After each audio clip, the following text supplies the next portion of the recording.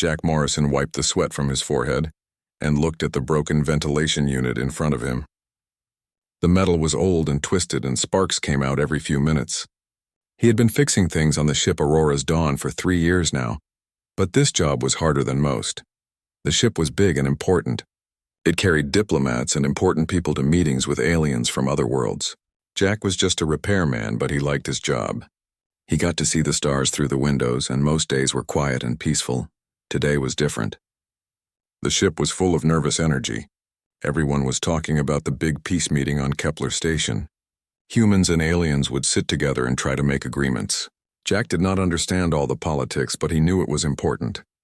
He picked up his toolbox and walked down the narrow hallway. The ship had many levels, and some areas were off limits to people like him. But when something broke, they called Jack to fix it. He had special permission to go anywhere on the ship when he was working. The broken ventilation unit was in Section C7, a place where important alien guests usually stayed. But today it was empty. At least it was supposed to be empty. Jack heard a sound as he walked toward the broken unit. It was soft, like someone crying or moaning in pain. He stopped and listened carefully. The sound came again, definitely from inside one of the rooms. He knocked on the door. "Hello, is someone in there?" "I am here to fix the air system." The sound stopped. Then he heard a voice, weak and scared. "Please. No hurt. Zara good. Zara peaceful." Jack frowned. The voice sounded like a woman, but the words were strange. The accent was unlike anything he had heard before. He tried the door and it opened easily. Inside the room he saw something that made him stop and stare. A woman sat in the corner, but she was not human. Her skin was light blue and her hair was silver like moonlight. She was wearing what looked like a tight suit that covered her whole body, but the suit was damaged. Dark liquid dripped from holes in the material and the woman's face showed terrible pain. "Oh no," Jack said quietly. He put down his toolbox and held up his hands to show he was not dangerous. "I am not going to hurt you. My name is Jack. I fix things on this ship." The alien woman looked at him with large, dark eyes. Her breathing was fast and shallow. You human?" "Yes, I am human. Are you hurt?" "Can I help you?" She stared at him for a long moment. Jack could see fear in her eyes, but also confusion. "Humans? Hurt aliens. Everyone knows this." Jack felt sad hearing this. "I do not want to hurt anyone. I just want to help. You look like you are in pain." The woman, who had called herself Zara, pointed to her damaged suit. "Biosuit broken. Poison getting in. I die soon if not fixed." Jack looked more closely at the suit. It was not just clothing. He could see small tubes and wires built into the material. The dark liquid coming out smelled sharp and dangerous. This was some kind of life support system, and it was failing. "I might be able to help," Jack said carefully. "I fix broken things every day, but I need to know more about how this works." Zara shook her head weakly. "Too dangerous. If suit comes off wrong way, I die fast. If suit stays on, I die slow." Jack sat down on the floor, keeping some distance so she would not feel threatened. "Where I come from, we have a saying. When someone is hurt, you help them. It does not matter who they are or where they come from. Your grandmother teach you this?" Zara asked, surprising him. "How did you know about my grandmother?" "Lucky guess. Old humans teach young humans to be kind, yes?" "Before war training starts?" Jack felt confused by her words, but he did not ask questions. Instead, he focused on the problem in front of him. "My grandmother Lucy taught me to fix things carefully and help people when they need it. She said kindness costs nothing but means everything." Zara watched him carefully as he spoke. Her expression changed from fear to something else. Curiosity maybe, or surprise. "I study humans for many years," she said quietly. "Read reports, watch videos, learn about your people. But I never meet real human before today." "What do the reports say?" Jack asked, though he was not sure he wanted to know the answer. "They say humans are..." She paused, looking for the right words. "Very good at fighting. Very good at winning wars. Very good at making other people afraid." Jack felt uncomfortable. "Not all humans are soldiers. I just fix things. I grow up on a farm in Montana. I never been in a war." Zara tilted her head. "Montana is place on Earth?" "Yes, wide open spaces, mountains, clean air. My sister Kate still lives there. She teaches children at the local school." For the first time, Zara almost smiled. "You have family?" "Of course. My mom, my sister, some cousins. We get together every year for Harvest Festival." We eat too much food and tell old stories. Zara stared at him with those large dark eyes. This is not in the reports. Jack moved a little closer, keeping his movements slow and gentle. What do you mean? Reports say humans do not have, how you say, close families anymore. Say humans only care about fighting and winning. Say human children learn war before they learn to read. That is not true, Jack said firmly. I learned to read when I was 4 years old. My grandmother taught me. I did not learn anything about fighting until I joined the space service, and even then, I chose to be a repair technician, not a soldier. Zara was quiet for a long time. The dark liquid continued to drip from her suit, and Jack could see she was getting weaker. He made a decision. Zara, I want to help you fix your suit. I do not know much about alien technology, but I understand broken things. Will you let me try? She looked at him with an expression he could not read. Fear was still there, but something else too. Maybe hope. If you help me, she said slowly, and I live, I tell you something that will change how you think about everything. Something about humans that you do not know. Jack nodded. Right now, I just want to make sure you do not die in this room.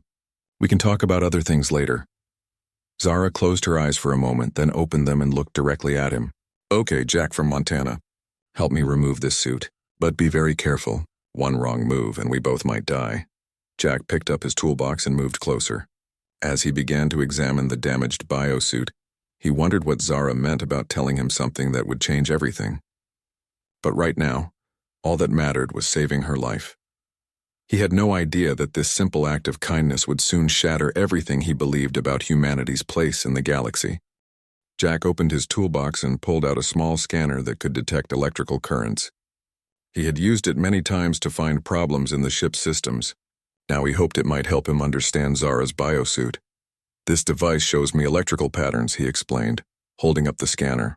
It might help me see how your suit works without touching it first. Zara nodded weakly. Suit has many, circuits. They connect to my skin in 12 places. If connection breaks wrong way, my body stops working. Jack ran the scanner slowly over her suit. The small screen showed a complex web of energy flowing through the material. Some areas glowed bright, showing normal function. Other areas were dark or flickering, showing the damage. I can see the problem areas, Jack said, but I need to understand how to disconnect these safely. In my work, I always turn off the power before I fix anything.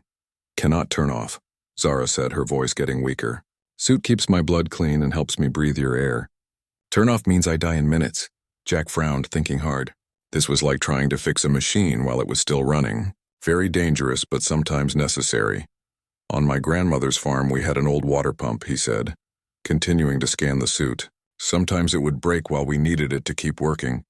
Grandmother taught me to fix one part at a time, very slowly, so the pump never stopped completely. Zara watched him carefully. Your grandmother sounds like a wise woman. She was.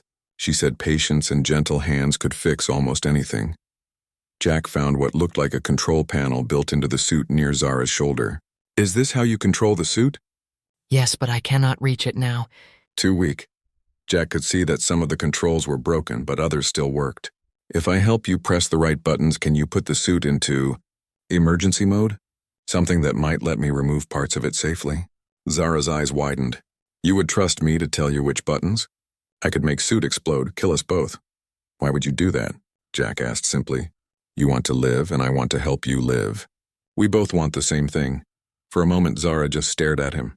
Then she said something in her own language that sounded like surprise or wonder. What did you say? Jack asked. I said, I cannot believe this. She took a shaky breath. In my language, we have word for humans. It translates to the ones who trick before they attack. But you are not trying to trick me. Jack felt confused and a little hurt. Why would I trick you? You are hurt and I can help. That is all. Because that is what humans do, Zara said. But her voice sounded uncertain now. Everyone knows this. Humans make friends, gain trust, then attack when enemy is weak. Who told you that? Jack asked as he continued studying the suit's control panel. Is in all the reports. Human military strategy always includes making enemy trust them first. Your people very good at appearing harmless before showing true nature. Jack stopped what he was doing and looked at her directly. Zara, I am not military. I am not trying to make you trust me so I can hurt you. I am trying to help you because that is what good people do when someone is hurt. Zara stared at him for a long time. But you are human. Yes, I am human. And humans help each other. We help strangers. We help people who are different from us. At least that is how I was raised. This is not what reports say. Jack went back to examining the control panel. Maybe the reports are wrong. He found a sequence of buttons that might work. Zara, I think if we press these 3 buttons in order, it might put your suit into a safe mode. Can you tell me if I'm right? Zara looked at the buttons he was pointing to. Yes, that should work. But Jack, if I'm wrong, the suit might release all its poison at once. You could die just from breathing it. Jack thought about this. He could leave right now. He could call for help and let the ship's medical team deal with this. It would be safer for him. But looking at Zara's pale blue face and seeing how much pain she was in, he knew he could not walk away. My sister Kate always says that doing the right thing is often scary, he said, but being scared does not mean you should not do it. He carefully pressed the first button. A soft hum came from the suit and some of the flickering lights became steady. Good, Zara whispered. Now second button. Jack pressed it. More light stabilized and the flow of dark liquid slowed down. Last button, Zara said. After this you can remove damaged sections. But be very gentle. Jack pressed the third button. The suit made a different sound, like a machine shifting into a lower gear. It worked, Zara said, and for the first time she sounded hopeful. Now you can help me remove the damaged parts.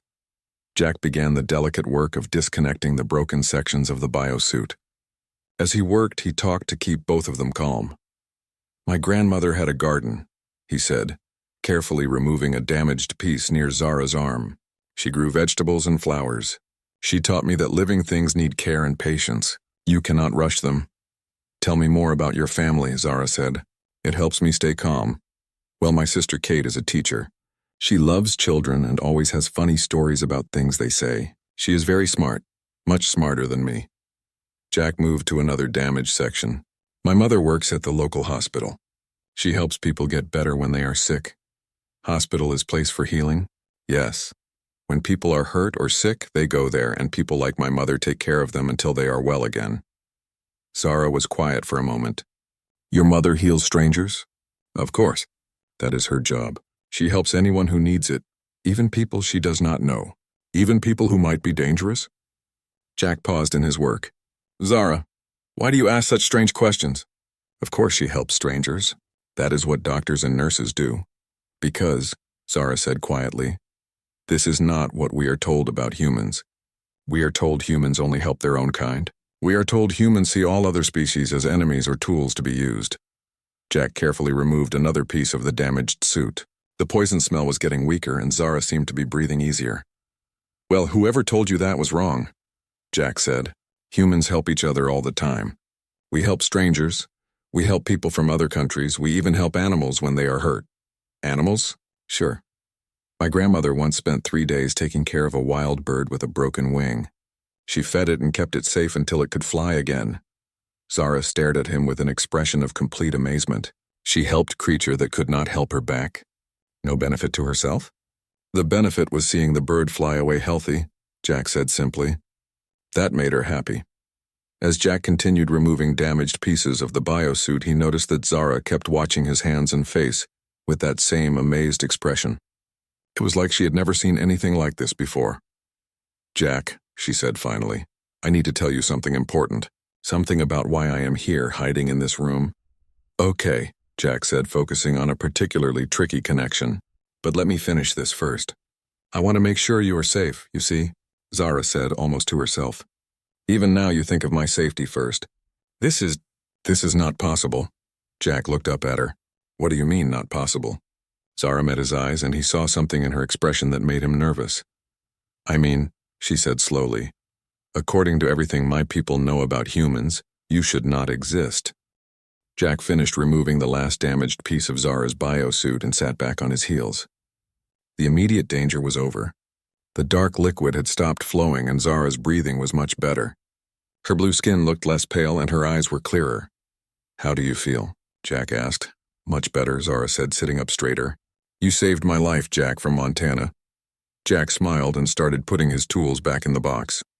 I am glad I could help. Now, what did you mean when you said I should not exist? Zara looked at him for a long moment like she was trying to decide something important. I'm not just any alien on this ship, she said finally. I am a cultural analyst. I study different species and how they behave. For the last 15 years, I have been studying humans. That sounds interesting, Jack said. What have you learned? Zara's expression became serious. I have read every report about human behavior. I have watched thousands of hours of human communications. I have studied your history, your wars, your expansion into space. I know more about humans than most humans know about themselves. Jack felt a little uncomfortable. That seems like a lot of studying just for one species. It is necessary, Zara said, because humans are the most feared species in the galaxy. Jack stopped organizing his tools. What? You heard me correctly. Humans are feared by every intelligent species we have encountered. Your reputation spreads ahead of you wherever you go. But that cannot be right, Jack said, feeling confused. We are part of the Galactic Council. We have trade agreements, diplomatic missions. Like this peace summit we are going to. Zara made a sound that might have been bitter laughter. Jack, do you know what other species call humans when they think you cannot hear them? Know what? The merciless ones. Jack felt like someone had hit him in the stomach. The merciless ones? Yes. Stories about human cruelty are told to children across the galaxy. Parents use the threat of human soldiers to make their children behave. When species have territorial disputes, they ask themselves, what would the humans do? And then they do the opposite. Jack shook his head. But we are not cruel. We are trying to be peaceful. We want to get along with everyone. That is what you tell yourselves, Zara said gently, but your actions speak differently. Do you know how many wars humans fought on Earth before you reached the stars? Some wars, yes, but that was in the past. We have grown beyond that. Some wars? Zara's voice rose. Jack, humans fought over 3,000 major wars in recorded history. Your planet still has radiation zones from nuclear weapons you used on each other. You created artificial intelligence specifically to make your weapons more deadly. Jack felt sick. But we also created art, music, literature. We built hospitals and schools. We take care of our sick and elderly. Yes, Zara said. And that is what makes humans so terrifying to other species. You are capable of incredible kindness to your own kind while being absolutely ruthless to anyone you see as an enemy. We do not see everyone else as enemies, Jack protested. Do you not? Zara asked. When humans first met the Altarians, what was your first question? Jack thought about it. I do not know. I was not there. Your first question was, what weapons do they have? Your second question was, how can we defend against them? Your third question was, how can we beat them if we have to fight? Jack felt like the world was spinning around him. That is just being careful. Any smart species would ask those questions. No, Jack, most species ask, how can we communicate? And what do they need? And how can we help each other? Humans ask how to fight. Zara moved closer to him and Jack could see sadness in her large dark eyes. Do you want to know what my people call your homeworld? What? The war planet. Because in our databases, Earth is listed as a planet that turned its entire surface into a weapons testing ground. Jack wanted to argue, but he thought about all the military bases he had seen, all the weapons factories, all the news stories about conflicts happening somewhere in the world. Maybe Zara was right, but not all humans are soldiers, he said weakly. No, Zara agreed, but your soldiers are so effective that other species assume all humans must be like them. Do you know what happened when humans first demonstrated their military capabilities to the Galactic Council? No, what happened? 3 species immediately surrendered to you, even though you were not attacking them. They were so terrified by what they saw that they decided it was better to give up than risk fighting you. Jack felt hollow inside. I did not know any of this, and of course you did not. Why would your leaders tell you? It is better for human morale to believe you are respected rather than feared. So the peace summit, Jack began, is not about peace, Zara finished. It is about finding ways to contain human expansion without triggering a war that everyone knows they would lose. Jack sat in silence for a while, trying to process what he had learned. Everything he thought he knew about humanity's place in the galaxy was wrong. They were not respected members of a peaceful community. They were the bullies that everyone was afraid of. Zara, he said finally, why are you telling me this? She looked at him with that same amazed expression he had seen before. Because you are impossible, Jack Morrison. What do you mean? I have studied human behavior for 15 years. I know every pattern, every psychological profile, every cultural trait that makes humans dangerous, and you do not fit any of them. I do not understand. Zara moved even closer to him. According to everything we know about humans, you should have seen me as a threat. You should have called security or tried to capture me for interrogation. At the very least, you should have demanded something in return for helping me. But you were hurt. I could not just leave you here. Yes, Zara said, and her voice was full of wonder. That is exactly what I mean. You helped a member of an alien species, alone with no witnesses, expecting nothing in return. According to our research, this is impossible for humans. Jack felt even more confused. But helping people is normal. It is what good people do. For your own species, yes. Humans take care of other humans. But kindness to aliens? Our reports say this was bred out of your species long ago. Humans who showed mercy to enemies died in your wars. Only the ruthless ones survived to have children. That is horrible, Jack said. It is evolution, Zara replied. Species adapt to survive. Humans adapted to be perfect warriors. The fact that you still exist means you should be just as ruthless as the rest of your kind. Jack looked down at his hands. They were the same hands that had just saved Zara's life. He thought about his grandmother, Lucy, who had taught him to help others. He thought about his sister, Kate, who spent her days teaching children to read and be kind. He thought about his mother, who helped sick strangers get better. Maybe your reports are wrong, he said quietly. That is what I'm beginning to think, Zara said. But if they are wrong about this, what else might they be wrong about? Jack looked up at her. What do you mean? Zara's expression became very serious. Jack, I need to tell you why I was hiding in this room. I discovered something about this peace summit that will shock you, and after meeting you, I no longer know if what I discovered is a good thing or a terrible mistake. Before Jack could ask what she meant, they heard footsteps in the hallway outside. Heavy military footsteps. Multiple people walking with purpose. Someone is coming, Jack whispered. Zara grabbed his arm. If they find me here with you, they will think you are part of my escape. You could be charged with treason. I do not care about that, Jack said. I care about keeping you safe.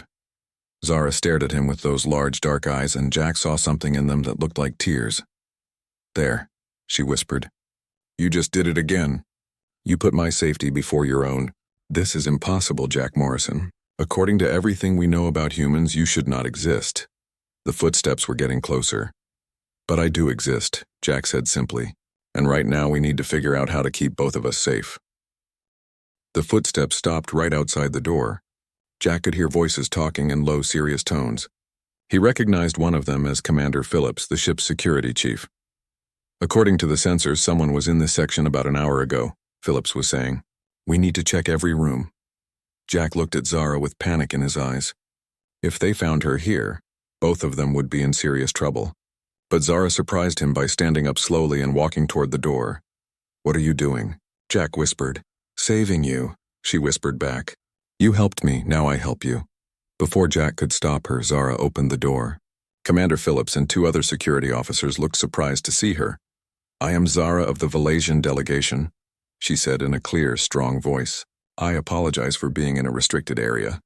I was feeling ill and got lost looking for medical assistance. Commander Phillips looked suspicious. The Valasian quarters are on level 5. This is level 3. Yes, I know. I was confused and took a wrong turn. This human repair technician found me and offered to help me get back to my proper quarters. Phillips looked at Jack, who was trying to act casual while holding his toolbox. Is this true, Morrison? Yes, sir, Jack said. I was here to fix the ventilation unit. I found her sitting in the hallway looking sick. I was about to call medical when you arrived. Phillips studied both of them carefully. Jack could feel sweat running down his back. If the commander looked too closely at the room, he would see the pieces of damaged biosuit that Jack had removed from Zara. But Zara stepped forward, drawing attention to herself. Commander, I am very grateful to your repair technician. He was kind and helpful. On my world, we will remember this kindness when we speak of human hospitality. Something in the way she said it made Philip stand up straighter. The idea that aliens would report good things about human behavior seemed to please him. Well, that is good to hear, Philip said. Morrison, escort our guest back to level 5, then finish your repairs here. Yes, sir, Jack said. As they walked toward the elevator, Jack whispered to Zara, Thank you for protecting me. You protected me first, she whispered back. But Jack, we need to talk more. What I was going to tell you before they came, it is very important. When they reached level 5, Zara turned to face him. Meet me in Observation Deck C tonight at midnight. It will be empty then, and we can talk safely. Is this about what you discovered? Jack asked. Yes. And after tonight, you will understand why meeting you has changed everything I thought I knew about humans. That evening, Jack could not concentrate on his work. He kept thinking about what Zara had told him. Humans were feared across the galaxy. Other species saw them as ruthless warriors who could not be trusted. Everything Earth's government had told them about being respected members of the galactic community was a lie. At midnight, Jack made his way to Observation Deck C. It was a small room with large windows that looked out at the stars. Zara was already there, standing at the window. She had changed out of her damaged biosuit and was wearing simple clothes that made her look more human-like. Thank you for coming, she said, without turning around.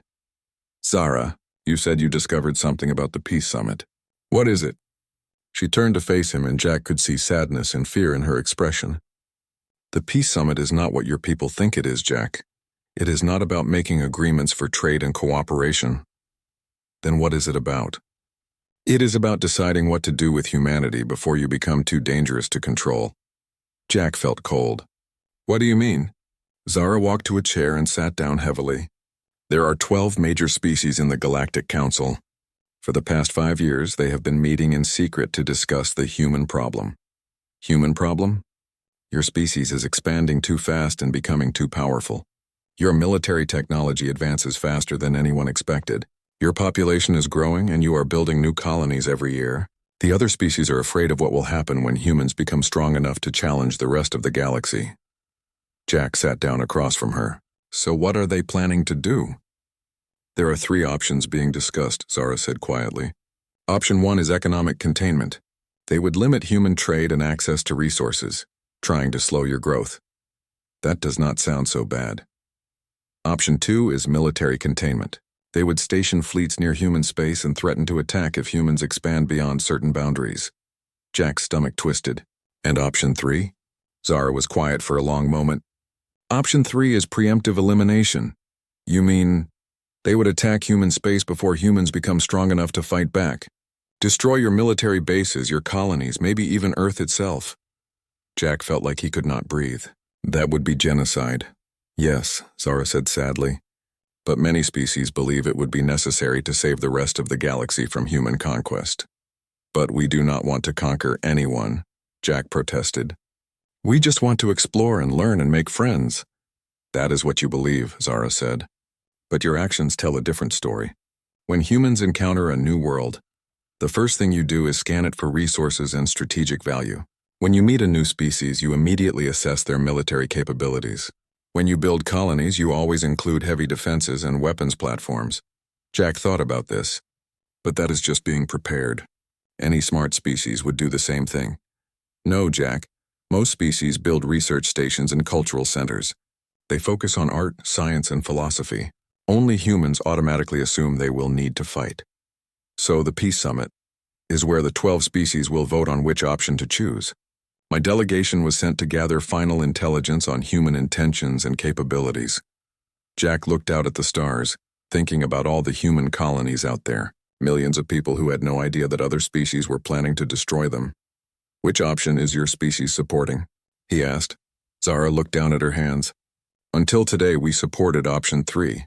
Jack felt like she had hit him. You wanted to destroy us? Yes, she said quietly. I wrote the report that convinced my people that humans were too dangerous to be allowed to continue expanding. I recommended immediate military action before humans could become a threat to the entire galaxy. Jack stared at her. This gentle woman who he had helped, who had seemed so grateful and kind, had been planning the destruction of his entire species. But meeting you has changed my mind. Zara continued. You are nothing like what our reports describe. You are kind, gentle, caring. You helped me without thinking about what you might gain from it. You put yourself in danger to save a stranger. Maybe I am not typical, Jack said, feeling hurt and confused. That is what I thought at first. But then I remembered something. You talked about your grandmother, your sister, your mother. You talked about them like kindness was normal in your family, like helping others was something you learned from them. Jack nodded. It is. But according to our research, humans like your family should not exist anymore. The kind, gentle humans should have died out long ago, killed by the ruthless ones who survived your wars. But we do exist, Jack said. My grandmother exists. My sister exists. My mother exists. Millions of humans like us exist. Yes, Zara said, and Jack could see tears in her large dark eyes. And that means everything we think we know about humans is wrong. She stood up and walked back to the window. Jack, I need to tell you something that will hurt you, but you need to know the truth. What? The reason other species fear humans so much is not just because of your military power. It is because you seem to enjoy violence. Our reports show that humans celebrate their wars, make entertainment from stories about killing, and teach children to play games about fighting and conquest. Jack wanted to argue, but he thought about all the war movies, video games, and books that humans loved. He thought about how children played with toy soldiers and how history classes focused on battles and conflicts. But humans also create beautiful art and music, he said weakly. We write love stories and help the poor and take care of sick animals. Yes, Zara said, and that is what makes you so terrifying. You are capable of incredible cruelty and incredible kindness, often at the same time. Other species cannot understand how the same beings who create hospitals also create weapons of mass destruction. Jack felt broken inside. Everything Zara was telling him painted humans as monsters who occasionally did good things. Maybe that is what they really were. So what happens now? He asked. Will your people vote to destroy us? Zara turned to face him, and Jack was surprised to see determination in her expression. That depends on you, Jack Morrison. On me? I am just a repair technician. I do not make important decisions. You have already made the most important decision of all, Zara said. You chose to help me instead of hurting me. You chose kindness over fear. And now I need you to help me prove to the galaxy that humans are capable of more than just war. Jack looked at her in confusion. How can I do that? By coming with me to the Peace Summit, Zara said. By showing the 12 species that humans like you exist. By proving that everything we think we know about your people is wrong. Jack felt the weight of what she was asking. You want me to represent all of humanity? I want you to be yourself, Zara said simply. The same person who saved my life without asking for. Jack spent the rest of the night walking the empty hallways of the ship, thinking about what Zara had told him. The weight of representing all humanity felt impossible. He was just one person, a simple repair technician who fixed broken things. How could he convince 12 alien species that humans deserved to live? When morning came, Jack found Zara waiting for him in the ship's dining hall. She looked tired, like she had not slept either. Have you decided? She asked as he sat down across from her. I do not know if I can do this, Jack said honestly. What if I say the wrong thing? What if I make them even more afraid of humans? What if you do not try, and they vote to destroy your people anyway? Zara asked gently. Jack looked out the window at the stars. Somewhere out there was Earth, where his sister Kate was probably teaching children to read, where his mother was helping sick people get better, where his grandmother had taught him that kindness was the most important thing in the world. If I do this, Jack said, I want to do it the right way. I want to tell them the truth about humans, not try to trick them or make them afraid of us. That is exactly what I hoped you would say, Zara smiled. The truth is more powerful than any trick. 2 days later, the Aurora's dawn arrived at Kepler Station. Jack had never seen anything like it. The station was enormous, with sections built by different alien species. Each part looked completely different, showing the unique architecture and technology of its builders. As they walked through the station's corridors, Jack saw aliens of many different types. Some looked almost human, while others were so strange he could not figure out how they moved or breathed. But he noticed something troubling. Whenever these aliens saw him, they moved away quickly. Some looked afraid. Others looked angry. They know I am human, Jack said to Zara. Yes, word has already spread that a human will address the council. Many of them have never seen a human in person before. They seem scared of me. They are, Zara said sadly, but that is why this is so important. You have a chance to show them that they do not need to be afraid. The council chamber was a huge round room with sections for each of the 12 species. In the center was a platform where speakers could address the entire assembly. Jack looked around at all the alien faces staring down at him and felt very small. The council leader, a tall being with golden skin and 4 arms, called the session to order. We are here to make a final decision about the human question. Before we vote, the Valasian delegation has requested that we hear from a human representative. Jack walked to the center platform. His hands were shaking, but he tried to remember his grandmother's advice about speaking from the heart. My name is Jack Morrison, he began. I am from a place called Montana on the planet Earth. I fix broken things for a living. He could hear murmurs from the alien delegates, probably wondering why such an ordinary person was speaking to them. I know that you are afraid of humans, Jack continued. A few days ago I learned that you call us the merciless ones. I learned that you tell stories about human cruelty to your children. I learned that you see us as monsters who only know how to fight and destroy. The murmurs grew louder. Some of the aliens looked angry that he was speaking so directly, and I learned that some of you want to destroy us before we can destroy you. The chamber became completely silent. I cannot stand here and tell you that humans have never done terrible things, Jack said. We have fought wars. We have hurt each other and damaged our own world. We have made mistakes that caused great pain. Jack could see some of the delegates nodding, as if this confirmed what they already believed. But I can tell you about the humans you do not see in your reports, Jack continued.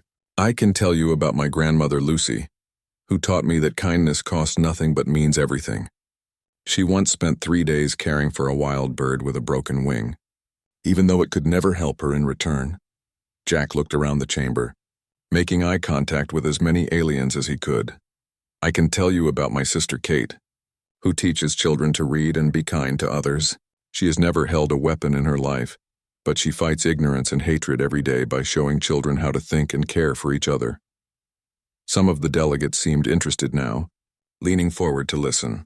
I can tell you about my mother, who works in a hospital and helps sick people get better. She does not ask if they are rich or poor, friend or enemy.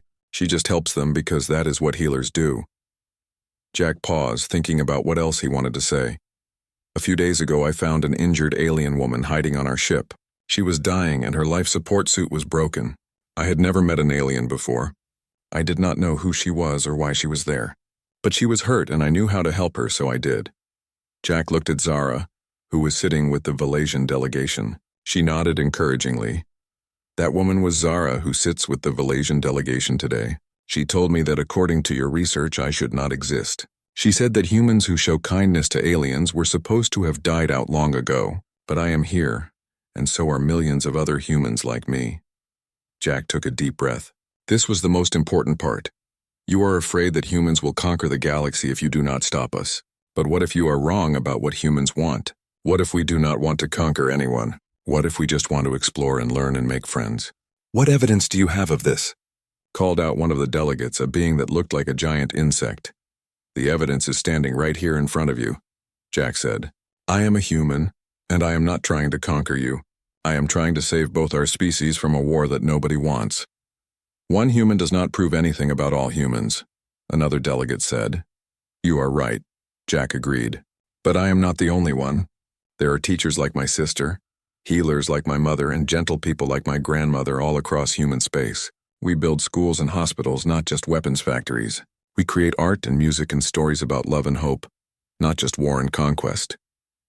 Jack looked around the chamber again. Some of the aliens still looked skeptical, but others seemed to be thinking about what he was saying. I know you are afraid of us, Jack said, but fear makes people do terrible things. If you attack us because you are afraid we might attack you, then you become the monsters you think we are. The chamber was completely silent now. Jack could feel the weight of every alien's attention focused on him. I have a better idea, Jack said. Instead of trying to destroy each other, why do we not try to understand each other? Send teachers to human worlds and we will send teachers to yours. Let our children learn about each other. Let our scientists work together. Let our artists share their creations, and if you are lying, asked the council leader, if this is just another human trick to make us lower our defenses. Jack thought about this question for a moment. Then he smiled, remembering something his grandmother used to say. My grandmother once told me that you can learn everything you need to know about a person by watching how they treat someone who cannot help them back. You want to know if humans can be trusted? Then watch how we treat you when you have nothing we need. Jack paused, then said the words that would change everything. I propose a test. Choose any human world, any human city, any human family. Send observers to live among us for 1 year. Not as diplomats or traitors, but as ordinary people. Let them see how we really live when we think nobody is watching.